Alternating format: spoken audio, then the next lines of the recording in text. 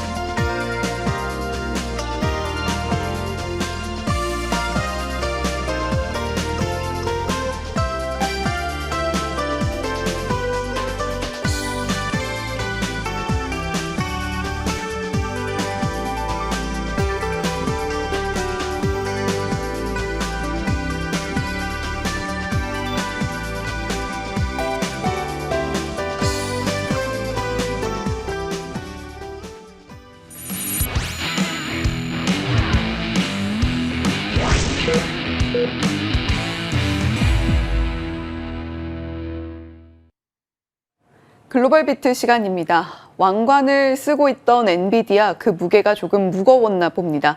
간밤에는 모든 이들의 시선이 엔비디아의 실적 발표로 쏠리는 분위기였는데요. 실적에 대한 기대감을 지난주부터 주요 IB들이 계속해서 목표가 상향을 통해서 드러냈던 바가 있었던 만큼 투자자들도 실적 발표 당일이 다가올수록 엔비디아 실적에 대한 기대감을 높여왔던 게 사실입니다. 그런데 막상 열어보니 높아졌던 기대에는 충족하지 못하는 모습을 보여주면서 주요 지수가 모두 상승으로 마감했습니다만 엔비디아 실적 발표 이후 흐름이 조금 바뀌는 듯한 분위기가 연출되고 있죠. 간밤 시장의 주요 포인트들 엔비디아 실적 발표 내용까지 저희와 함께 상세히 짚어보시죠. 네, 일단 정규장에서의 분위기 자세하게 살펴보겠습니다. 기대와 경계감이 혼재되면서 3대 지수는 장 초반에 등락을 다소 거듭하다가 결국에는 강보합권에서 마무리를 지었습니다. 나스닥 지수가 0.2%의 플러스권, S&P 500 지수는 이제 6,480포인트 선을 뚫어냈습니다. 그러면서 오늘 다시 한번 사상 최고치 기록을 새로 썼습니다. 전체적인 시장의 포커스가 오늘은 엔비디아의 실적에 맞춰져 있죠. 그 결과 조금 전에 발표가 됐습니다. 뒤에서 바로 살펴보도록 할 거고요. 그 밖에는 이 트럼프 대통령의 리사 쿡 이사 해임 이슈, 그에 따라서 장기물 금리가 소폭이나마 상승세를 이어갔다라는 부분이 전체적인 시장의 분위기를 제약하는 모습이었죠. 30년물 금리가 오늘도 1bp 가까이 오르면서 4.9%대에서 상방을 조금 더 확대해 나가는 양상이었고요. 2년물과 10년물 간 스프레드는 지난 4월 이래 최대폭으로 벌어지기도 했습니다. 다만 연준 이사를 해임하는 초유의 조치를 단행했음에도 불구하고 이 금융시장이 크게 동요하지 않고 있다라는 점은 좀 다행스럽게 여겨볼 수 있을 것 같고요. 관련해서 간밤 윌리엄스 총재가 CNBC와 인터뷰를 가졌습니다. 이 영상 내용 함께 확인해 보시죠. I think the broader picture, obviously, is that, I think Federal Reserve central bank independence is very much very important. It's important not because it's convenient or anything like that, but because it's we know from history, from experience, that independent central banks can deliver low inflation, economic and financial stability, and we know the structure of the Federal Reserve is such that it's designed to have independent policymakers who are making decisions, decisions that affect the economy over the longer term, away from short-term political pressure, and I think that's really, really important. 단기적으로 금리 인하를 압박하는 정치적인 외압으로부터 우리가 자유로워야 된다. 그래야 장기적으로 경제를 위해서 더 올바른 선택, 결정을 내릴 수 있다. 그러면서 연준의 독립성이 보장되는 것은 매우 중요하다라는 것을 강조했습니다. 단기적으로는 시장의 초점이 엔비디아의 실적으로 맞춰져 있다 보니까 일단 동요하지 않고 있지만 중장기적으로 기대 인플레이션이 만약에 높아지게 된다면 시장이 얼마든지 동요될 수 있기 때문에 그 영향을 계속해서 예의주시해 볼 필요는 있겠습니다. 국제 유가의 경우에는 오늘 1%대 상승한 채 거래를 마쳤습니다. 미국의 원유 재고가 감소하고 그리고 미국이 인도에 50%의 관세를 실행함에 따라 오르는데요. 이 인도가 미국의 관세를 피하기 위해서는 러시아산 원유 수입을 중단해야 됩니다. 만약에 그렇게 한다면 이 브렌트유나 미국산 WTI에 대한 수요가 높아질 수 있겠죠. 이 부분이 오늘 가격 상승을 유도하고 있습니다. 자, 그렇다면 마감 후에 발표됐던 엔비디아의 실적 결과 바로 확인해 보시죠. 엔비디아의 실적은 지금 경기의 가늠자이자 AI 개발의 주요 지표라고도 평가해 볼 수 있겠습니다. 2분기 매출액이 56% 성장하면서 467억 달러대를 기록했고요. 시장에서는 460억 달러를 예상했기 때문에 더 잘 발표가 됐습니다. EPS 역시 잘 나왔죠. 54%의 성장, 1.05달러의 주당 순이익을 발표하면서 더블 비트를 기록한 모습으로 확인이 되고 있습니다. 지금 이 성장률이 물론 지난 2분기에 기록했던 150%대 그리고 120%대의 성장률에 비해서는 둔화된 속도이기는 합니다.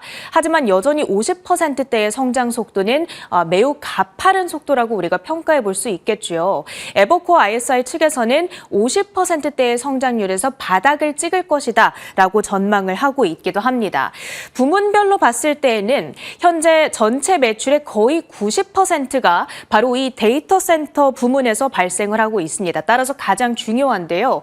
56% 성장을 하면서 411억 달러가 발표됐습니다.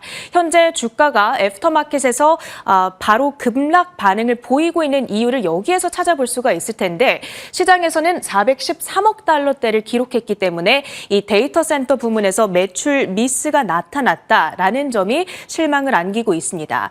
이제 잠시 후 시작될 어닝콜에서 투자자들이 던지고 있는 주요 질문은 두 가지가 되겠습니다. 일단 최첨단 칩의 판매 상황은 어떠한가? 올해 초부터 젠스랑 CEO는 계속해서 고객들의 수요가 문제가 아니라 공급이 못 따라주는 것이 문제다라고 이야기를 했잖아요. 이 공급을 잘 램프업 시키고 있는 것인가? 그리고 이 최첨단 루빈 칩의 이 생산 현황은 어떤 것인가? 이런 부분들에 대한 코멘트에 따라서 또 이 시간에 주가 향방이 바뀔 수가 있을 것 같고요. 그리고 중국 사업의 현황 역시도 중요하겠습니다. 이 미국 정부가 H20 칩 수출 통제를 했다가 다시 허용을 했죠. 하지만 정작 중국 정부가 이제 다시 규제에 나선 상황이다 보니까 중국 현지 수요와 관련해서 어떤 코멘트가 나오는가도 중요하겠습니다. 지금 이 데이터 센터 부문 매출 발표된 수치에는 중국으로의 매출이 포함되지 않았습니다. 그런데 만약에 H20 수요가 중국에서 굉장히 강력하게 받쳐주고 있다라는 뉘앙스의 코멘트가 나오게 된다면 애프터마켓에서의 주가 향방이 달라질 수가 있겠죠. 그리고 가이던스에도 아직 반영이 안 된 것이기 때문에 이 코멘트가 매우 중요하겠습니다. 일단 지금은 엔비디아의 실적이 애프터마켓에서 3.5%의 하락권에서 움직이고 있는데요. 잠시 후 계속해서 그 추이를 체크업해 드리도록 하겠습니다. 오늘 히트맵을 열어서 정규장에서의 섹터와 종목별 분위기도 확인해 보시죠. 자, 지금 오늘 엔비디아의 실적 발표를 앞두고 전체적으로 이 반도체주들은 좀 뮤티드된 움직임을 나타냈습니다. 중국이 AI 반도체의 생산량을 3배 확대하겠다라는 이야기가 들려왔습니다. 미국과의 AI 경쟁에서 우위를 점하기 위한 움직임으로 풀이가 되고 있고요. 그리고 어제 중국에서 엔비디아의 경쟁자로 평가받고 있는 캠브리콘의 상반기 매출이 4,300%대나 폭증했다. 이런 소식이 들려왔죠. 이 미국 반도체 기업들에게는 경계감을 더욱 키울 수밖에 없는 소식이었습니다. 엔비디아 정규장에서는 약보합권 마감, 브로드컴이 0.8% 정도의 플러스권을 기록했습니다. 그 밖에는 팔란티어의 주가가 오늘 어제는 반등을 했다가 2.6% 바로 하락으로 되돌림이 나오고 있는 모습이 특징적으로 포착이 되고 있고요. 오늘 많이 올랐던 종목들로 해서는 경기와 밀접하게 관련이 있는 종목들이 눈에 띄고 있습니다. 예를 들어서 이 공연을 주최하고 대행하는 라이브 네이션 엔터테인먼트가 사상 최고가를 기록한 한편 이쪽에 위치해 있는 로열 캐리비안 크루즈 대표 종목이죠. 역시나 사상 최고가를 기록. 그리고 아까 전에 말씀드렸다시피 이 국채 수익률이 가팔라지고 있는데 그 가팔라진 수익률 곡선이 금융주들에게는 호재로 작용하고 있습니다. 은행들은 단기로 차입을 하고 장기 대출을 해주기 때문인데 골드만삭스라든지 모건 스탠리 등의 금융주들이 오늘 역시나 IPO 이래 사상 최고가를 기록하는 움직임들 포착이 되고 있고요. 금융 섹터를 추적하는 XLF ETF 역시도 52주 신고가를 경신했습니다. 주요 종목들의 이슈 묶어서 확인해 봅니다. 먼저 알파벳, 최근 1년간 소규모 팀을 관리하는 매니저급 직원들을 약 35% 감원했다. 이 소규모라 함은 인원이 3명 이하인 팀을 이야기하는 거고요. CNBC가 확보한 녹취록에 따르면 피차일 CEO는 내부 회의를 통해서 머릿수보다는 효율성을 높임으로써 문제를 해결해야 한다. 이 부분을 거듭 강조한 것으로 나타났습니다. 오늘 알파벳의 주가는 0.2% 소폭의 상승권에서 거래를 마쳤고요. 마감 후에 실적을 발표했던 기업들 조금 더 확인해 보도록 하겠습니다. 우선 스노우플레이크, 미국 안에서 가장 대표적인 데이터, 클라우드 서비스 업체 가운데 하나입니다. 자, AI에 투자하고 있는 기업들의 견조한 데이터 분석 서비스 수요에 힘입어서 이번에도 다시 한번 호실적을 기록했습니다. 10억 4천만 달러의 매출액 그리고 24센트의 EPS를 기록했죠. 특히 제품 매출액이 26%의 성장세를 기록했고요. 그로스 마진도 정말 엄청납니다. 75.7%대를 기록했습니다. 그리고 가이던스 역시도 상향 조정했습니다. 2026년도 전체 매출액을 기존의 43억 달러대에서 이제는 44억 달러대로 내다보면서 주가도 애프터마켓에서 급등세를 연출하고 있습니다. 현재 구간에서 12.6% 뛰어오르면서 225달러대 지나가고 있는 모습 확인이 되고요. 다음으로는 PC를 만들고 있는 휴렛 패커드의 실적도 마감 후에 공개가 됐습니다. 지난 분기에 AI가 탑재된 PC, 이 개인용 컴퓨터에 대한 수요가 크게 올랐던 것으로 확인이 됩니다. 그러면서 HP의 매출액이 3% 성장하면서 컨센서스를 크게 웃도는 수준으로 발표가 됐고요. 어닝도 비트로 나왔습니다. 자, 개인용 PC 수요가 급증한 뿐만 아니라 마이크로소프트의 윈도우스 11 업그레이드가 있기도 했었죠. 이 업그레이드 사이클 역시도 PC 수요에 힘을 보탰다라는 것이 사측의 설명이고요. AI PC에 대한 이런 모멘텀이 당분간 지속될 거다라는 코멘트가 있었습니다. 그러면서 사실 발표 직후에는 주가가 급등권으로 직행을 했었는데 현재 구간에서는 다시금 3%대 급락으로 전환이 되고 있다는 점 눈에 들어오고 있습니다. 그 밖에는 이슈가 있었던 종목들 확인해 봅니다. 먼저 캐나다 구스, 이 명품 파카를 제조하고 있는 회사죠. 최대 주주로는 베인 캐피털이 자리를 하고 있는데 최근에 비공개 기업으로 전환하는 조건으로 캐나다 구스 인수 제안을 받았다라는 보도가 전해졌습니다. 이 기업의 가치는 약 13억 5천만 달러로 평가되고 있다라고 하고요. 캐나다 구스의 주가는 오늘 인수 기대감 속에서 16.2% 뛰어 올랐습니다. 어제 월가의 호평에 힘입어서 급등을 한 차례 했었던 바가 있었는데 그러면서 위클리 기준 상승률은 거의 30%에 육박하고 있습니다. 다음으로는 보석 업체를 한 가지 보도록 하겠습니다. 어제였죠. 팝스타 테일러 스위프트 그리고 풋볼 선수 트래비스 켈시가 약혼 소식을 전했습니다. 테일러 스위프트가 직접 이 약혼 반지가 나온 사진을 자신의 소셜미디어에 게시를 했는데 그러면서 그 반지를 칩을 만든 업체로 투자자들의 관심이 쏠리고 있습니다. 테일러노믹스라는 단어가 있을 정도로 이 테일러라고 하는 팝스타가 경제에 미치는 파급력이 엄청난데요. 시그넷 보석으로 팬들의 수요가 몰릴 수도 있다라는 기대감을 자극하면서 시그넷 주얼러스의 주가가 6.3% 뛰어 올랐습니다. 93달러대의 종가를 형성하고 있고요. 그 밖에 실적을 장전에 발표했던 종목입니다. 백화점 체인인 콜스 2분기 순이익이 무려 시장의 예상치를 2배 가까이 웃돌았습니다. 생각보다 소비 수요가 강력하게 나타나주고 있고요. 그 덕분에 연간 가이던스 까지 상향 조정을 했습니다. 어제 급락 이후에 반발 매수세까지 유입이 되면서 콜스의 주가는 24% 뛰어오른 16달러대까지 회복을 하고 있습니다. 그 밖에 기타 급등주들, 몽고DB는 어제 실적을 이 시간에 전해드렸기 때문에 실적을 따로 확인해 보지는 않을 텐데요. 어찌됐든 깜짝 실적을 발표한 이후에 오늘 정규장에서 38%대의 급등권을 지켜냈다라는 점이 확인이 되고 있고요. 그 밖에는 어제 이 무선 주파수 라이선스의 일부를 AT&T에 매각한다라는 소식이 있었죠. 에코스타 전일 70%대 폭등, 오늘도 15%대 추가 강세로 진행이 됐습니다. 특징주 모두 점검해봤고요. 주요 외신 헤드라인으로 이어갑니다.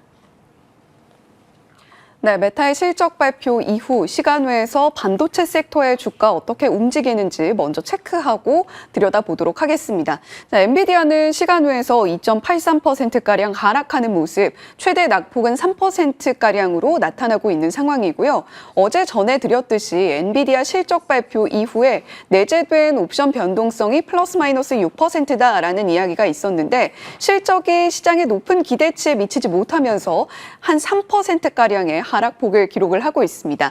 자, 그 밖에 브로드컴은 1.2% 약세 흐름을 보이고 있는데요. 엔비디아 실적 기대감이 높아짐에 따라서 브로드컴의 다음 실적 발표에 대한 기대감도 상당히 높은 상황이었습니다.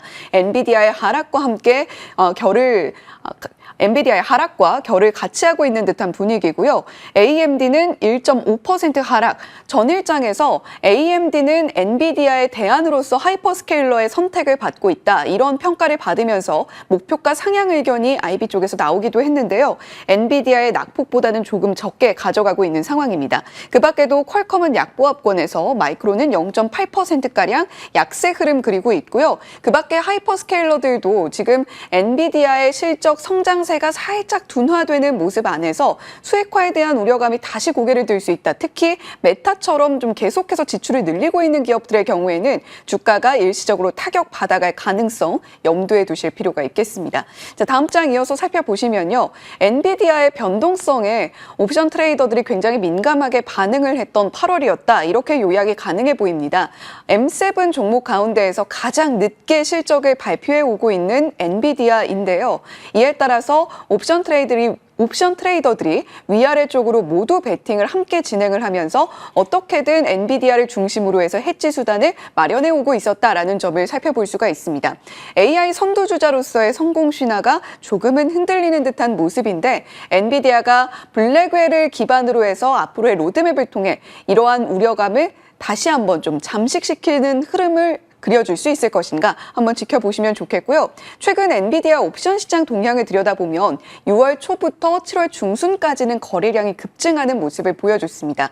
자, 그런데 8월 수준에도 어느 정도 평균치를 유지했는데요. 내재 변동성이 8월 들어서 약 46%까지 상승하는 흐름이었죠. 이는 결국에 주가 변동성이 높아지고 있다라는 의미이기도 합니다. 실적 발표를 앞두고 숏과 풋 옵션 거래가 동시에 늘어나는 양방향 베팅이 늘어났는데 지금 현재로서는 엔비디아가 실적 발표 이후에 시간외에서 주가가 꺾이고 있기 때문에 앞으로의 엔비디아 흐름 그리고 반도체 종목들의 반응을 좀 지켜보시면서 차근차근 좀 공포의 매도를 하기보다는 흐름을 지켜보면서 투자를 해보자 이런 의견들이 월가에서도 나오고 있습니다. 자, 그렇다면 엔비디아 실적 발표 열어본 뒤에 시장의 흐름은 다시 상승의 트리거를 연준의 금리 인하에서 찾을 가능성이 높아 보입니다. 연준이 사상 최고치 레벨의 2% 이내 상황에서 금리 인하를 결정하게 되면 S&P 500이 향후 12개월 이내에 20회 통계를 집계한 중에 20회 모두 지수가 상승하는 흐름을 그렸다라는 통계인데요. 연준이 과연 금리 인하를 좀 빠르게 단행을 해줌에 따라서 다시 한번 S&P 500 지수가 힘을 낼 수 있을 것인가도 지켜보셔야 되겠습니다. 자, 만약에 연준이 금리 인하를 서둘러서 그리고 조금 더 도비시한 반응들을 많이 이끌어내게 된다면 그 수혜를 과연 어느 쪽이 가져가게 될까? 엔비디아 호실적이 나왔다면 물론 호실적이긴 합니다만 시장의 기대를 더 뛰어넘는 긍정적인 실적을 발표했다면 그 흐름은 다시 한번 AI가 주도했을 가능성이 높습니다. 하지만 지금 엔비디아의 실적 발표 이후에 다시 투심이 어떻게 흘러가는지를 지켜봐야 되는 상황 속에서 러셀 2000을 좀 주목해보자라는 이야기들이 솔솔 풍겨 나오고 있는데요. 러셀 2000은 미국의 대표적인 중소형주를 모은 지수 추종이죠.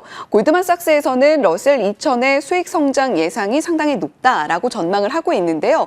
2025년 한 해 동안에는 19%의 EPS 성장률을 기록할 것이고 내년이 되면 이 부분이 40%에 육박하는 연간 EPS 성장률을 기록할 것이다. 그 안에서 알짜 중소형주가 어떤 종목이 될지 중소형주를 좀 가늠하기가 어렵다면 러셀 2000에 다시 한번 좀 시선을 주목해 볼 때가 아닌지 그 투자 아이디어도 함께 얻어가시면 좋겠습니다. 첫 번째 헤드라인 엔비디아 실적 발표 내용 자세히 들여다보시죠. 미국 반도체 선도기업 엔비디아가 시장 예상치를 웃도는 회계연도 2분기 실적을 발표하며 인공지능 인프라 수요가 여전히 견고함을 입증했습니다. 다만 3분기 매출 가이던스가 기대에 다소 못 미치면서 주가는 정규 거래 마감 후 시간외 거래에서 큰 폭으로 하락 중입니다. 현지 시각 27일 블룸버그와 CNBC 등 주요 외신에 따르면 2026 회계연도 2분기 엔비디아의 조정 주당 순이익은 1.05달러로 LSEG가 집계한 애널리스트 추정치를 웃돌았습니다. 분기 매출은 467억 4천만 달러로 역시 시장 전망치를 상회했습니다. 블룸버그는 완벽한 성장을 전제로 높은 주가가 형성된 상황에서 이 정도만으로도 주가 하락을 촉발하기에 충분했다고 평가했습니다. 엔비디아는 AI 열풍에 힘입어 지난 4월 초 이후 시가총액이 약 2조 달러 늘어나며 주가가 사상 최고치 근방에서 거래돼 왔습니다. 네, 지금 현재 실시간으로 엔비디아 낙폭을 아주 살짝 줄이긴 했습니다만 여전히 2.2%가량의 낙폭을 그리고 있습니다. 실적 앞서서 체린 앵커가 자세히 보아주었습니다만 데이터 센터 매출은 엔비디아 실적의 80%가량을 차지하고 있습니다. 그만큼 수익성도 높고 엔비디아 실적 내에서 많은 비중을 차지하고 있다라고 생각이 되는데요. 데이터 센터 매출은 전년 동기 대비 56% 성장을 했습니다만 시장의 컨센서스에 미달하는가, 이를 뛰어넘는가가 최근 실적의 주요한 화두가 되고 있습니다. 특히 엔비디아처럼 고성장주, 밸류가 높은 종목들의 경우에는 이러한 평가에 조금 더 냉혹하게 노출이 되어 있는 상황인데요. 매출액은 56% 성장세, 주당 순이익도 54% 성장세를 보였습니다. 하지만 중요한 것은 이 3분기 매출 전망과 매출 총이익률 전망인데요. 시장의 높은 기대치를 다음 가이던스에서는 과연 충족을 해줄 수 있을 것인가가 관건이기도 했습니다. 자, 상세한 매출이 어떻게 나왔는지 항목별로도 짚어보죠. 데이터 센터 매출, 시장의 컨센서스 조금 소폭 하회했다라는 말씀을 드렸습니다. 56% 성장세에도 불구하고 엔비디아 매출의 상당 부분을 차지하는 부분이 시장의 기대에 조금 못 미치는 모습을 보였던 것만으로도 엔비디아 주가 하락을 촉발하기에 기대감이 너무나 높았다라는 이야기를 블룸버그 통신에서 하고 있는 것이죠. 컴퓨팅 부분은 341억 달러 시장의 컨센서스 충족하는 모습이었고요. 네트워킹도 역시 마찬가지. 게이밍 부분은 시장의 컨센서스를 뛰어넘는 43억 달러로 발표가 됐습니다만 가장 중요한 방점은 역시 데이터 센터 매출에 찍혀 있었다라는 부분을 체크해 보셔야 되겠습니다. 자, 엔비디아의 상세 실적을 조금 들여다봤고요. 사실 이번 엔비디아 실적 발표에서 중요한 내용 중에 하나는 과연 중국 매출이 어떻게 집계되는가였습니다.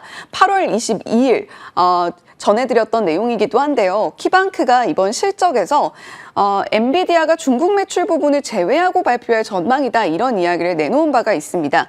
중요한 것은 블랙웰 생산량이 지속적으로 증설될 수 있는 것인가, 이 부분을 중점적으로 보자라고 이야기했고요. 3분기 증설의 퍼센테이지를 20%가량으로 늘어날 것으로 제시를 한 바가 있습니다. 자, 그리고 앞으로 B300의 생산량이 증설될 것인가, GB200의 렉 제조의 수율이 개선될 것인가를 중점적으로 봐야 된다. 그러니까 이번 실적 발표에서는 애당초 중국 매출 부분에 대해서는 우리가 제외하고 앞으로의 로드맵에 조금 더 집중해보자라는 이야기를 키방크가 앞서서 전한 바가 있는 건데요.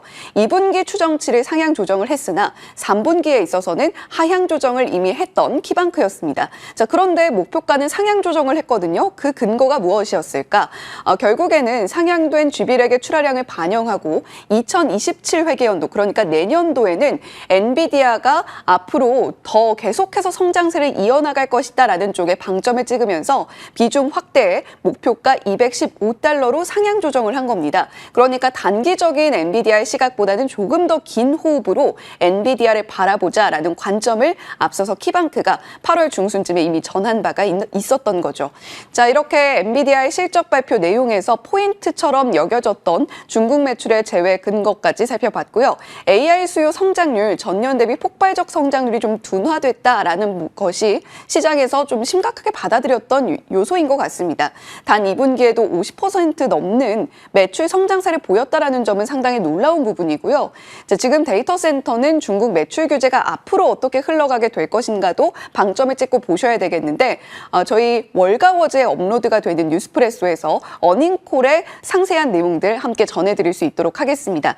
자, 향후 전망은 앞으로 컨센서스에 충족을 해 나가면서 또 한 번 시장에서 성장세를 이어나갈 수 있을 것인가 지켜보셔야 되겠고요. 그 밖에도 추가적으로 자사주 매입 600억 달러 규모의 신규 매입을 승인했다라는 부분도 살펴보셔야 되겠습니다. 자, 엔비디아의 실적 주요 포인트까지 저희가 짚어봤고요.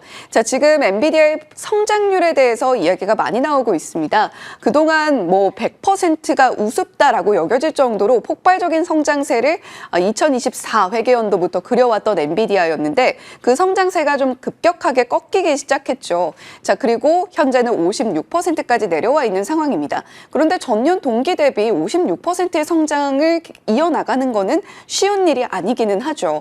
자, 앞으로 이렇게 성장세의 곡선이 다시 고개를 들 수 있을 것인가, 이 부분의 시장이 조금 긴장도를 높이고 바라보고 있는 것으로 풀이가 되고 있습니다. 자, 지금 코어위브에서는 엔비디아의 성능 비교를 함께 내놓는 테스트 내용도 발표를 하긴 했는데요.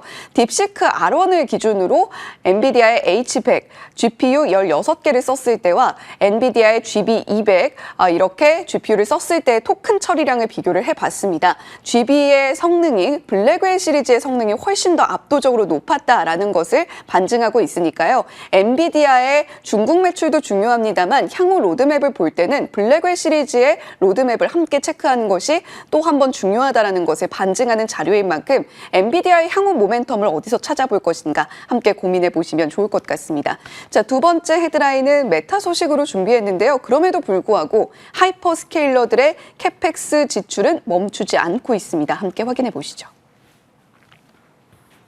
메타가 루이지애나에 건설 중인 AI 데이터 센터의 비용이 500억 달러, 우리 돈 약 68조 원에 이를 것이라고 도널드 트럼프 미국 대통령이 현지 시간 26일 강요회의에서 밝혔습니다. 메타는 루이지애나주 리치랜드 페리시에 자사 최대 규모 데이터 센터를 건설 중입니다. 이 시설은 디지털 인프라 및 인공지능 워크로드를 지원할 수 있는 초고성능 연산 능력을 갖출 예정입니다. 네, 메타가 기존에 발표했던 캐펙스 규모도 결코 작지 않았는데 트럼프 대통령이 직접 언급을 한 겁니다. 메타가 루이지애나 건설에 AI 데이터 센터 비용 약 500억 달러, 우리 돈 68조 원을 쓸 것이다 라고 코멘트를 내놓은 겁니다. 메타는 이에 대해서 구체적인 논평을 내놓진 않고 있는 상황인데요. 다음 장 이어서 살펴보시면 메타가 지난해에 밝혔던 데이터 센터 건설 규모는 100억 달러입니다. 그런데 전체 규모가 500억 달러로 대폭 확대가 됐다라는 것이죠. 메타는 지속적으로 대규모 자금 조달 계획을 밝히고 있는 상황인데요. 로이터 통신에 따르면 메타가 미국의 채권 운용사 핌코 그리고 대체자산 운용사 블루아울 캐피털과 협력을 해서 총 290억 달러 데이터 센터 확장을 위한 자금 조달을 추진하고 있다라는 내용을 이전에 보도한 바가 있습니다. 이에 따르면 메타가 계속해서 캐펙스 확장을 해 나가는 것이 조금은 리스크로 부담이 되지 않겠느냐, 이러한 시각도 나오고 있는 상황인데요. 메타는 최근에 이런 시각을 인지를 하듯 우리는 지금 현재로서는 인력 효율화를 위한 구조조정을 단행하고 있을 뿐 AI의 로드맵은 착착 잘 진행이 되고 있다는 코멘트를 내놓고 있거든요. 이번 엔비디아의 실적 발표 이후에 하이퍼스케일러들의 비용 지출에 대해서 또다시 의구심이 불거지지는 않을 것인가, 긴장도가 높은 상황에서 이러한 지출 계획들도 꼼꼼히 살펴보실 필요가 있겠습니다. 글로벌 비트 전해드렸습니다.